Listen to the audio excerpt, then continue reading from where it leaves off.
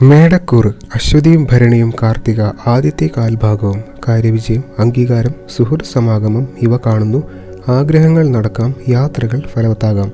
ഇടവക്കൂറ് കാർത്തിക അവസാനത്തെ മുക്കാൽ ഭാഗവും രോഹിണിയും മകയിരത്തിൻ്റെ ആദ്യ പകുതിയും കാര്യവിജയം മത്സരവിജയം ശത്രുക്ഷയം ഇവ കാണുന്നു. തടസ്സങ്ങൾ മാറിക്കിട്ടാം.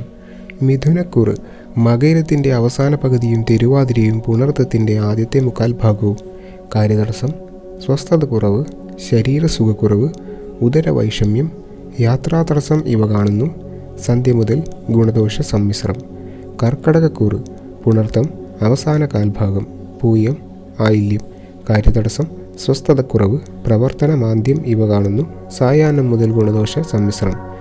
ചിങ്ങക്കൂറ് മകവും പൂരവും ഉത്രത്തിൻ്റെ ആദ്യത്തെ കാൽഭാഗവും കാര്യവിജയം അംഗീകാരം ആരോഗ്യം ഇവ കാണുന്നു. യാത്രകൾ ഫലവത്താകാം. തടസ്സങ്ങൾ മാറിക്കിട്ടാം.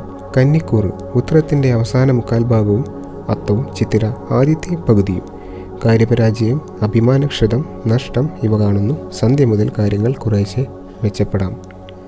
തുലാക്കൂറ് ചിത്തിര അവസാനത്തെ പകുതിയും ചോതിയും വിശാഖത്തിൻ്റെ ആദ്യത്തെ മുക്കാൽ ഭാഗവും കാര്യവിജയം ഇഷ്ടഭക്ഷണ സമൃദ്ധി സമ്മാനലാഭം ആരോഗ്യം സൽക്കരയോഗം ഇവ കാണുന്നു.